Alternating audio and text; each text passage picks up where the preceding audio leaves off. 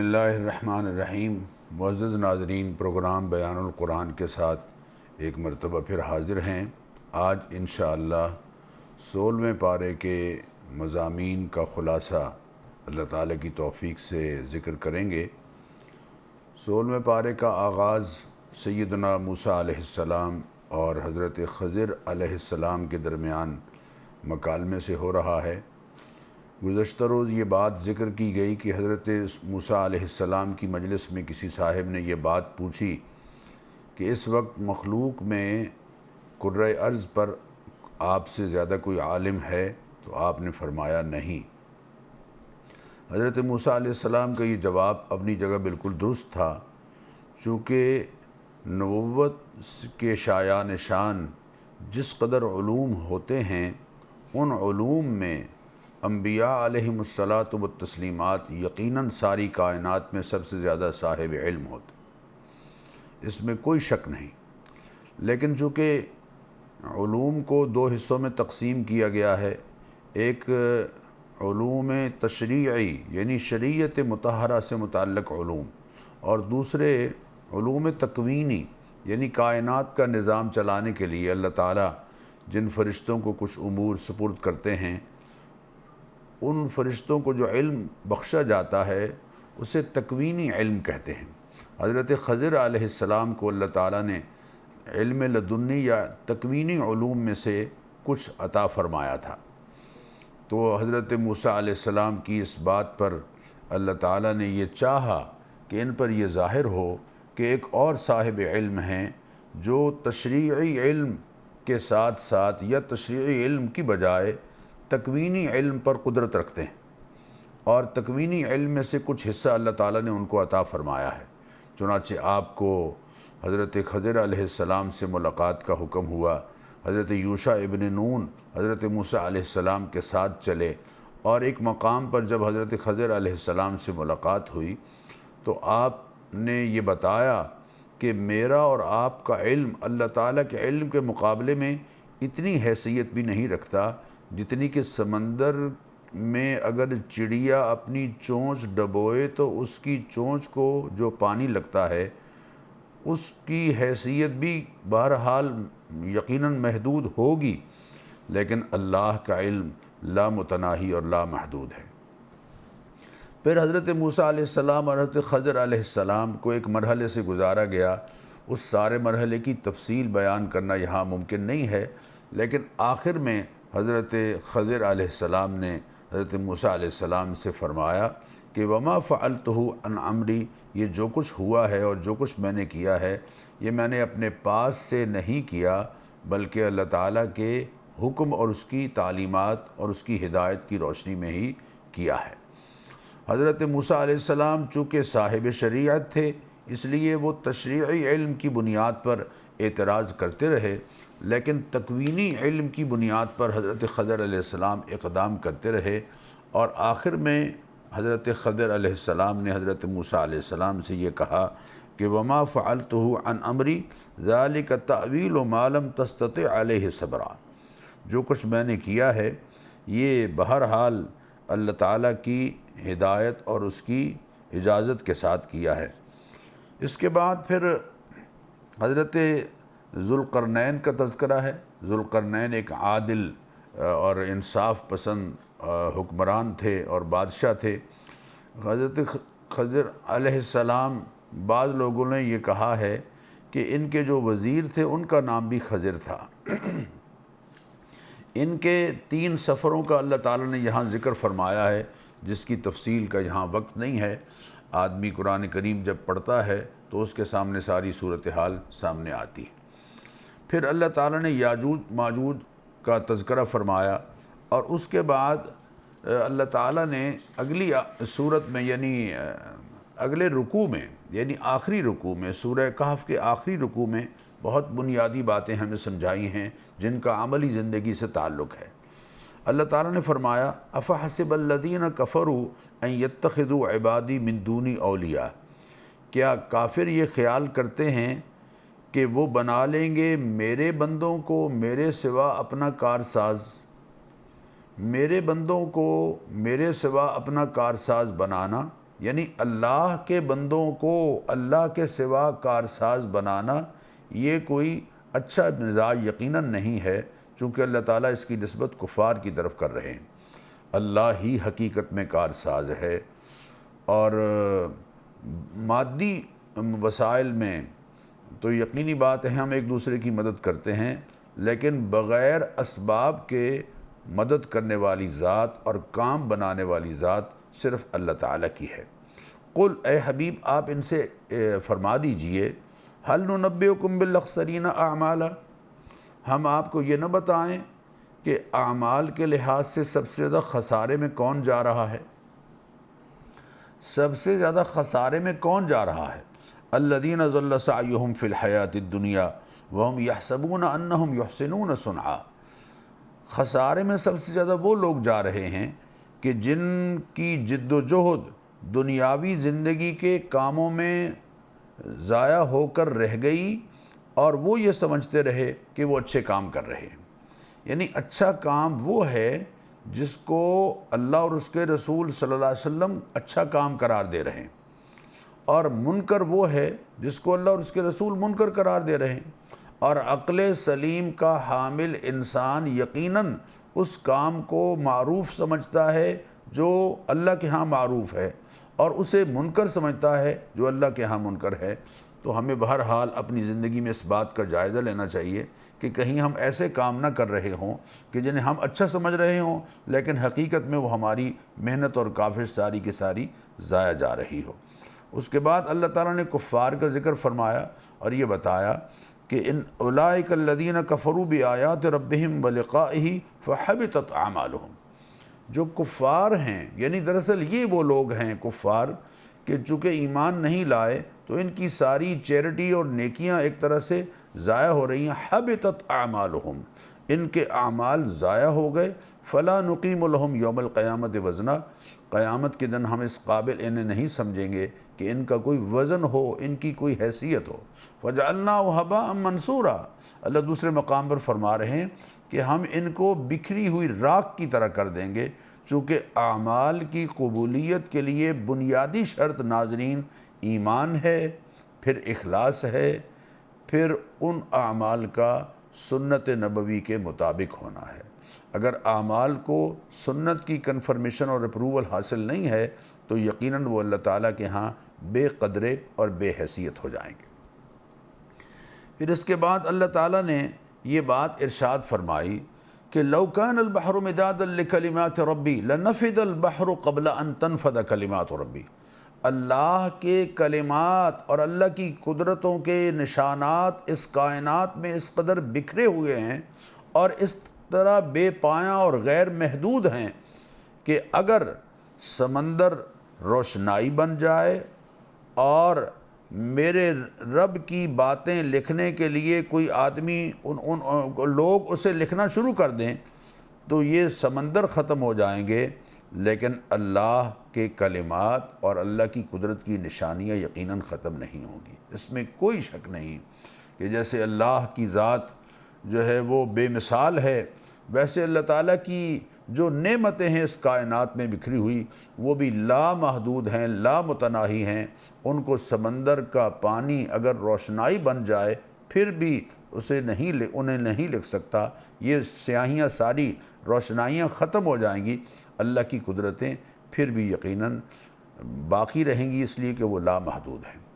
اور سورت کے بالکل آخر میں بڑی بنیادی بات ہمیں سمجھائی گئی ہے، معزز ناظرین، یہ بہت غور طلب ہے، اور اللہ نے اپنے حبیب کریم علیہ الصلاۃ والتسلیمات کی زبان مبارک سے اعلان کرایا، قل، اے حبیب آپ اعلان کر دیجئے، انما انا بشر مثلکم، یقیناً میں بھی تمہاری طرح انسان ہوں۔ تمہاری طرح سے مراد یہ ہے کہ جیسے تم اللہ کی مخلوق ہو ویسے میں بھی اللہ کی مخلوق ہوں۔ بہرحال نبی اکرم صلی اللہ علیہ وسلم کو ہم یہ نہیں کہہ سکتے کہ وہ ہم جیسے ہیں، اس لیے کہ نبی اکرم صلی اللہ علیہ وسلم کو اللہ نے اتنا مرتبہ اور اتنی شان اور اتنا اعلیٰ مقام عطا فرمایا ہے کہ ساری کائنات کے انسان مل کر بھی اس مرتبے اور اس مقام کو نہیں پہنچ سکتے، لیکن اس میں کوئی شک نہیں کہ آپ نسل انسانی میں سے تھے، اس لیے فرمایا انما انا بشر مثلکم، اور پھر فرمایا یوحا الیہ، میری طرف اس بات کی وحی کی گئی ہے انما الہکم الہ واحد، کہ تمہارا الہ صرف ایک الہ ہے، اور وہ الہ کون ہے؟ اللہ، اللہ کے سوا کوئی الہ نہیں ہے۔ فمن کان یرجو لقاء ربہ، جو اپنے رب سے ملاقات کا امیدوار ہے، یعنی اللہ تعالیٰ کے حضور میں وہ پیش جب ہو تو اللہ تعالیٰ اس پر نظر کرم فرمائیں، تو اس کو دو کام کرنے ہیں، فَلْيَعْمَلْ عَمَلًا صَالِحًا، ایک تو یہ کہ اچھے عمل کرے، اچھے کام کرے، عمل صالح کرے، اور عمل صالح وہی ہے جو ایمان، اخلاص اور سنت کی کنفرمیشن کے ساتھ ہو۔ وَلَا يُشْرِكْ بِعِبَادَةِ رَبِّهِ أَحَدًا، اور اپنے رب کی عبادت میں کسی اور کو شریک نہ کرے۔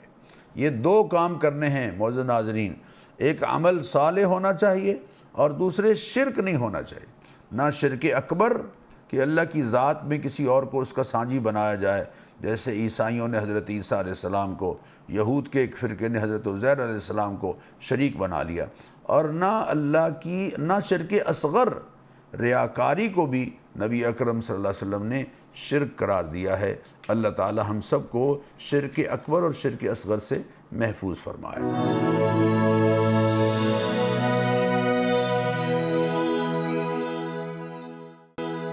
معزز ناظرین، اس کے بعد سورہ مریم کا آغاز ہو رہا ہے۔ یہ وہ صورت ہے جب حبشہ میں ہجرت کرنے والے مسلمان نجاشی بادشاہ کے دربار میں حاضر ہوئے، تو نجاشی بادشاہ نے حضرت جعفر سے، جو مسلمانوں کے نمائندہ تھے، یہ کہا کہ ذرا کچھ وہ کلمات آپ سنائیں جو نبی اکرم صلی اللہ علیہ وسلم پر بطور وحی نازل ہوئے۔ تو دربار میں، نجاشی کے دربار میں حضرت جعفر ابن ابی طالب نے سورہ مریم کی چند آیات، ابتدائی آیات وہ پڑھی۔ جب پڑھی تو نجاشی رو پڑے، اور ان کے دربار میں موجود ان کے مذہبی رہنما پادری وہ بھی رونے لگ گئے، اور یقیناً حضرت عیسیٰ علیہ السلام کے بارے میں نجاشی نے یہ بات کہی کہ جو بات قرآن نے کہی ہے، یہ نیچے سے ایک تنکا اٹھا کے کہا کہ حضرت عیسیٰ علیہ السلام کا مرتبہ یقیناً قرآن نے جو متعین کیا ہے اس کے مقابلے میں اس تنکے سے بھی زیادہ نہیں ہے۔ حضرت زکریا علیہ السلام کا بالکل تذکرہ آغاز میں آیا ہے، کاف ہا یا عین صاد ذکر رحمت ربک عبدہ زکریا۔ حضرت زکریا علیہ السلام بڑھاپے میں ہیں، بیوی بھی بانجھ ہے، لیکن اللہ تعالیٰ سے مایوس نہیں ہیں۔ یہ ہے معزز ناظرین، اسباب بظاہر اگرچہ دکھائی نہ بھی دے رہے ہوں، پھر بھی مسبب الاسباب کی ذات پر یقین کر کے اس سے مانگتے رہنا، یہ انبیاء علیہ الصلاۃ والتسلیمات نے درس دیا ہے۔ بیٹا اللہ تعالیٰ سے مانگ رہے ہیں، معلوم ہوا انبیاء کی سنت یہ ہے کہ وہ بیٹے بیٹیاں کس سے مانگتے رہے ہیں؟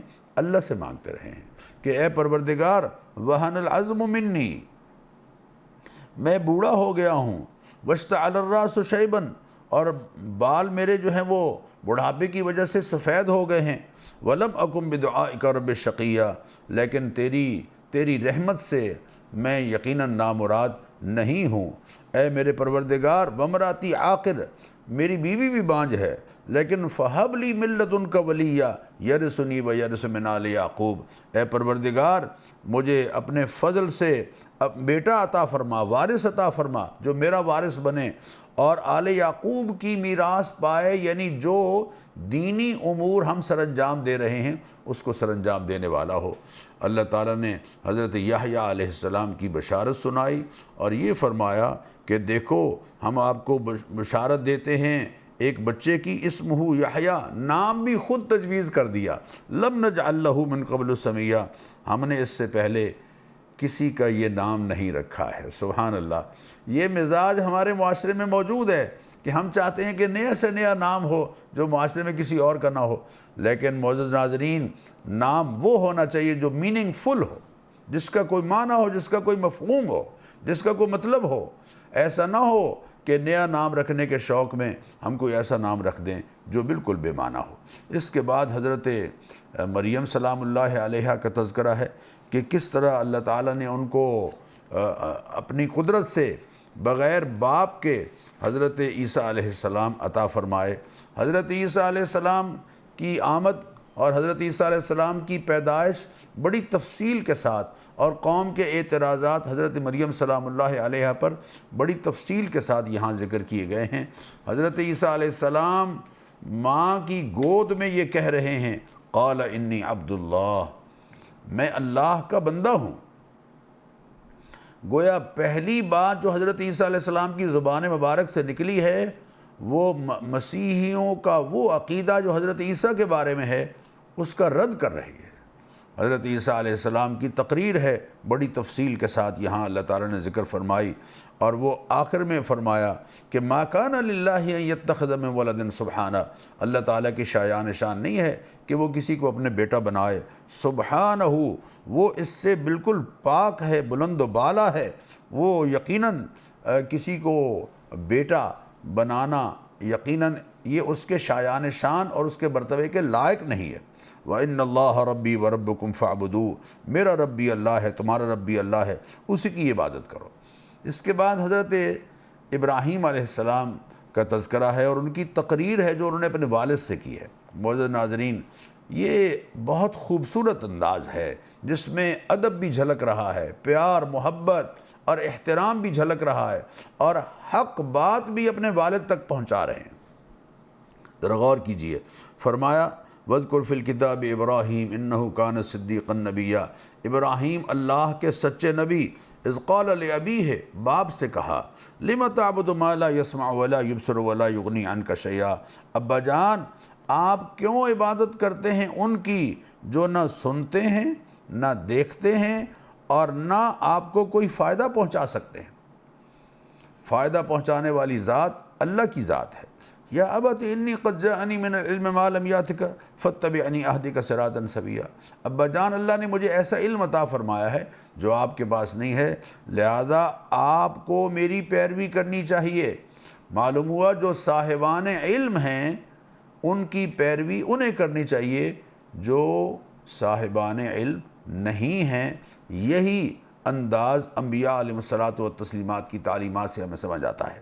یا ابت لا تعبد الشیطان، اے میرے ابا جان، دیکھیے مٹھاس کتنی ہے، بار بار یا ابت کہہ رہے ہیں، اے میرے ابا جان، اے میرے ابا جان، آپ شیطان کی پیروی کر رہے ہیں، آپ شیطان کی عبادت کر رہے ہیں۔ شیطان تو اللہ تعالیٰ کا بڑا نافرمان ہے، مجھے ڈر ہے کہ کہیں اللہ تعالیٰ کے عذاب کی پکڑ میں آپ نہ آ جائیں، لہذا میں تو آپ کو خیر کی بات بتا رہا ہوں۔ لیکن ہوا کیا، والد بجائے اس کے کہ بات مانتے الٹا کہنے لگے، اراغب انت عن آلہتی یا ابراہیم، اے ابراہیم آپ میرے معبودوں سے پھر گئے ہو، لئن لم تنتہی، اگر باز نہیں آؤ گے تو میں تمہیں پتھر ماروں گا، سنسار کروں گا، وہجرنی ملیہ، اور تم چھوڑ دو مجھے ہمیشہ کے لیے۔ اب دیکھیے حضرت عیسیٰ علیہ السلام کے واقعے کے بعد حضرت ابراہیم کا واقعہ پڑھ رہے ہیں۔ حضرت ابراہیم علیہ السلام دلیل سے بات کر رہے ہیں، ریزن سے بات کر رہے ہیں، وہ دلائل کے ساتھ اپنا موقف رکھ رہے ہیں، اور جس کے پاس دلیل نہیں ہوتی وہ لاٹھی اور گولی پر اتر آتا ہے۔ اسی لیے باپ کے پاس دلیل تو ہے کوئی نہیں، اس نے کہا کہ میں پتھر مار کے آپ کو مار دوں گا اور میں آپ کو اپنے گھر سے نکالتا ہوں۔ حضرت ابراہیم علیہ السلام نے اپنے والد سے کہا کہ ٹھیک ہے ابا جان، سلام علیک، میں آپ سے الگ ہو رہا ہوں، اور یہ اس کو سلام متارکہ کہتے ہیں کہ جدائی اور علیحدگی کا سلام۔ میں آپ کے لیے اللہ تعالیٰ سے بخشش مانگوں گا، اللہ تعالیٰ نے مہربانی فرما دی تو وہ یقیناً میں اس کی رحمت سے نا امید نہیں ہوں۔ حضرت ابراہیم علیہ السلام نکلے، اللہ تعالیٰ فرما رہے ہیں چونکہ حق کی خاطر انہوں نے ہجرت کی تھی، لہذا ہم نے ان کو انعام کے طور پر اسحاق اور یعقوب علیہ السلام عطا فرمائے، وَكُلًّا جَعَلْنَا نَبِيًّا، اور سب کو نبی بنایا، وَوَهَبْنَا لَهُم مِّن رَحْمَتِنَا، اور سب کو اپنی رحمت سے نوازا، وَجَعَلْنَا لَهُمْ لِسَانَ صِدْقٍ عَلِيًّا، اور ہم نے ان کا ذکر جمیل بلند کر دیا۔ آج پوری دنیا میں حضرت ابراہیم علیہ السلام پر اور ان کی آل پر یعنی وہ ان کے ماننے والے جو ان کے فرما بردار تھے، ان پر پوری دنیا کے مسلمان نماز میں درود پڑھ رہے ہیں۔ حضرت موسیٰ علیہ السلام کا تذکرہ پھر آیا ہے، پھر حضرت اسماعیل علیہ السلام کا ذکر آیا ہے، پھر حضرت ادریس علیہ السلام کا ذکر آیا ہے۔ حضرت ادریس علیہ السلام خیاط تھے، درزی کا کام، سلائی کا کام کرنے والے، اور بہت ماہر تھے اپنے فن میں، اور ان کے بارے میں یہ خیال پایا جاتا ہے کہ اللہ تعالیٰ نے ان کو زندہ اٹھا لیا آسمانوں پر۔ اس کے بارے میں کوئی محکم حدیث ہمارے سامنے نگاہ سے نہیں گزری، بلکہ علماء نے اس کی تردید کی ہے۔ البتہ چوتھے آسمان پر سفر معراج میں حضرت ادریس علیہ السلام کے ساتھ حضور اکرم صلی اللہ علیہ وسلم کی ملاقات ہوئی۔ اس کے بعد معزز ناظرین ایک بڑی اہم بات ارشاد فرمائی کہ اگرچہ انبیاء علیہم الصلاۃ والتسلیمات بلند مرتبہ ہستیاں ہیں، لیکن اگر ان کی اولاد اور ان کے جانشین ناخلف ثابت ہو جائیں، ان کی اولاد ان کی جانشین ناخلف ثابت ہو جائیں، تو پھر صرف یہ رشتہ جو ہے نسبی رشتہ وہ ان کے کام نہیں آئے گا۔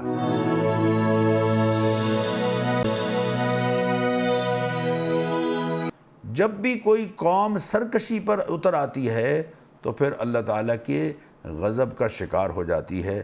چنانچہ اس قوم نے بچھڑے کی پوجا شروع کی اور اللہ تعالیٰ نے پھر ان پر ناراضی کا اظہار کیا۔ یہ ساری تفصیل حضرت موسیٰ علیہ السلام جب واپس آئے تو حضرت ہارون سے کہنے لگے کہ آپ نے اس قوم کو روکا کیوں نہیں؟ معزز ناظرین ذرا اس جملے پر غور کیجئے۔ اللہ فرما رہے ہیں، حضرت ہارون حضرت موسیٰ سے کہنے لگے، یبن امّا، اے میرے ماں جائے، لا تاخذ بلحیتی ولا براسی، میرے سر کے بال آپ نے پکڑ لیے ہیں، مہربانی کیجئے انہیں چھوڑ دیجئے۔ انی خشیت ان تقول فرقت بین بنی اسرائیل ولم ترقب قولی، مجھے ڈر تھا کہ کہیں آپ یہ نہ کہیں کہ بنی اسرائیل کے درمیان آپ نے تفرقہ ڈال دیا ہے۔ اللہ اکبر، اور میرا انتظار نہیں کیا، میری بات کا تم نے پاس نہیں کیا۔ اللہ اکبر، یہ فرقہ بندی اور تفرقہ اتنا خطرناک عمل ہے کہ اللہ کے نبی محدود وقت کے لیے ایک ایسی بات کو برداشت کرتے رہے جو یقیناً ناقابل قبول ہے، لیکن وہ تو برداشت کر لی، اور طبقے میں اور قوم میں تفرقہ اور فرقہ بندی اور گروہ بندی اس کو پسند نہیں کیا۔ آپ اندازہ کیجئے، چنانچہ حضرت موسیٰ علیہ السلام نے سامری کو بھی سزا دی، اور اس کو اور بچھڑا جو ہے اس کو جلا دیا۔ لَنُحَرِّقَنَّهُ ثُمَّ لَنَنسِفَنَّهُ فِي الْيَمِّ نَسْفًا، ہم اس بچھڑے کو جلائیں گے اور سمندر میں ریزہ ریزہ کر کے اس کو بکھیر دیں گے۔ اور پھر تقریر کی کہ انما الہکم اللہ الذی لا الہ الا ہو، اے لوگو تمہارا الہ صرف اللہ ہے جس کے سوا کوئی الہ نہیں ہے۔ وسع کل شیء علما، اور وہ حاوی ہے ہر چیز پر اپنے علم کے ساتھ۔ یہاں حضرت موسیٰ علیہ السلام کا واقعہ مکمل ہوتا ہے، اور اس کے بعد اللہ تعالیٰ ارشاد فرما رہے ہیں کہ قیامت کے دن اللہ کی اجازت کے بغیر کوئی شفاعت نہیں کر سکے گا، اور وہی بولے گا جو اللہ تعالیٰ کو پسند ہے۔ یعلم ما بین ایدیہم وما خلفہم، اللہ تعالیٰ تمہارے جو سامنے ہے اس کو بھی جانتا ہے، اور جو تمہارے پیچھے ہے اس کی بھی اللہ کو پوری طرح سے خبر ہے۔ من یعمل صالحا من الصالحات وهو مؤمن فلا يخاف ظلما ولا حزما، جو اعمال صالحہ بجا لائے گا بشرطے کہ وہ مومن ہو۔ دیکھیے، اعمال صالحہ کے لیے ساتھ میں شرط لگائی جا رہی ہے کہ ایمان ہے۔ فلا يخاف ظلما ولا حزما، تو اس کو کسی قسم کا ظلم اور کسی قسم کی حق تلفی کا ڈر اور خوف نہیں ہونا چاہیے۔ اس کے لیے یقیناً قیامت کے دن اللہ تعالیٰ کے ہاں سے نجات ہے۔ اس کے بعد قصہ آدم و ابلیس کا تذکرہ ہے، اور پھر یہ بتایا کہ دین سے بیزاری کا نتیجہ کیا ہے۔ جو لوگ دین سے بیزار ہیں، من اعرض عن ذکری فإن له معیشۃ ضنکا، ان کا جینا، ان کی زندگی ہم تلخ کر دیتے ہیں۔ جو اللہ تعالیٰ کی ہدایات سے، اللہ فرماتے ہیں میری کتاب ہدایت سے جو منہ موڑے گا میں اس کی زندگی تلخ اور تنگ اور ترش کر دوں گا۔ وَنَحْشُرُهُ يَوْمَ الْقِيَامَةِ أَعْمَى، اور ہم قیامت کے دن ان کو اٹھائیں گے تو اندھے ہوں گے۔ یا اللہ میں دنیا میں تو بینا تھا لیکن یہاں مجھے اندھا اٹھایا جا رہا ہے۔ اللہ فرمائیں گے كَذَلِكَ أَتَتْكَ آيَاتُنَا فَنَسِيتَهَا، اللہ کے بندے ہم نے تیرے پاس اپنی تعلیمات اور ہدایات اور آیات تیرے سامنے رکھیں لیکن تو نے ان کو بھلا دیا اور ان پر نگاہ نہیں ڈالی۔ وَكَذَلِكَ الْيَوْمَ تُنْسَى، اسی طرح آج تو بھی ہماری رحمت سے بھلا دیا گیا ہے۔ اس کے بعد اللہ تعالیٰ نے سورت کے بالکل آخر میں اہم بات ارشاد فرمائی، اور وہ کیا؟ فَاصْبِرْ عَلَىٰ مَا يَقُولُونَ، اپنے حبیب کو تسلی دی جا رہی ہے کہ اے حبیب جو کچھ یہ کہہ رہے ہیں اس پر آپ صبر کیجئے۔ وَسَبِّحْ بِحَمْدِ رَبِّكَ، اور اپنے رب کی تسبیح کرتے رہیے۔ اب ذرا الفاظ پر غور کیجئے، یعنی جو اوقات بیان ہو رہے ہیں ایسا لگتا ہے جیسے پانچوں نمازوں کا تذکرہ ہے۔ قبل طلوع الشمس، سورج نکلنے سے پہلے، یقیناً فجر کی نماز سورج نکلنے سے پہلی ہوتی ہے۔ وقبل غروبہا، اور اس کے غروب سے پہلے۔ غروب ایک ڈھلنا ہے، یعنی ظہر ہے اور عصر ہے غروب سے پہلے۔ ومن آناء اللیل، اور رات کے اوقات میں۔ اور وَأَطْرَافَ النَّهَارِ، رات کے اوقات میں عشاء کی نماز ہے، تہجد کی نماز ہے۔ وَأَطْرَافَ النَّهَارِ، اور دن کے کناروں میں، مغرب کی نماز ہے دن کے کنارے میں جب سورج غروب ہو رہا ہوتا ہے۔ تو گویا پانچوں نمازوں کی طرف اشارہ ہے اس آیت میں، ان آیات میں جو اللہ تعالیٰ یہاں فرما رہے ہیں۔ پھر اس کے بعد اپنے حبیب کریم علیہ الصلاۃ والتسلیمات کو ایک تعلیم دی اور ہمیں بھی تعلیم دی، اور وہ تعلیم کیا ہے کہ جن کو اللہ نے دنیاوی شان و شوکت عطا فرمائی ہے تمہاری نگاہ ان کی دنیاوی شان و شوکت پر نہیں پڑنی چاہیے، اس لیے کہ لِنَفْتِنَهُمْ فِيهِ، یہ تو ہم نے ان کو جو شان و شوکت عطا فرمائی ہے دنیاوی زندگی کی، یہ ایک آزمائش ہے جو ہم نے ان پر ڈال دی ہے۔ تو بندگان خدا جو مالی طور پر تم سے برتر ہیں اور اعلیٰ ہیں اور افضل ہیں، یہ نہ سمجھو کہ وہ بڑے سرخرو ہیں اور کامیاب ہیں، پتہ نہیں اندر سے کتنے دکھی ہیں، پتہ نہیں اندر سے کتنے پریشان ہیں، پتہ نہیں ان کو نیند بھی آتی ہے یا نہیں آتی ہے۔ وہ ساری نعمتیں ان کو میسر ہیں لیکن کھا نہیں سکتے۔ اللہ اکبر، اللہ اکبر۔ ساری نعمتیں ان کو میسر ہیں لیکن آزمائش ایسی ہے کہ اس آزمائش میں اللہ تعالی نے ان کو ڈال دیا ہے، وہ 100 کی گنتی پورے کرنے کے چکر میں رہتے ہیں، زندگی ان کی تلخ۔ تو آخر میں فرمایا وَأْمُرْ أَهْلَكَ، لہذا وَرِزْقُ رَبِّكَ خَيْرٌ وَأَبْقَىٰ، تیرے رب کا دیا ہوا رزق ہی بہتر ہے، جتنا تجھے ملا ہے خوش ہو جا۔ بس اللہ تعالیٰ نے جو ملا ہے اس پر خوش ہو جا، یہ بہتر ہے تیرے لیے۔ اور پھر اپنے حبیب کریم علیہ الصلاۃ والتسلیمات سے فرمایا کہ آپ وَأْمُرْ أَهْلَكَ بِالصَّلَاةِ، گھر والوں کو نماز کا حکم دیجیے۔ وَاسْتَبِرْ عَلَيْهَا، خود بھی نماز کے پابند رہیے۔ یہ دراصل ہمیں سمجھایا جا رہا ہے کہ نماز کے پابند خود بھی رہیں اور گھر والوں کو بھی نماز کی تلقین کریں۔ لا نسألک رزقا، ہم آپ سے رزق نہیں طلب کرتے، نحن نرزقک، رزق تو ہم دینے والے ہیں۔ یہ ہے وہ خاص ہدایت جو نبی کریم علیہ الصلاۃ والتسلیمات کے ذریعے سے ہمیں بھی دی گئی۔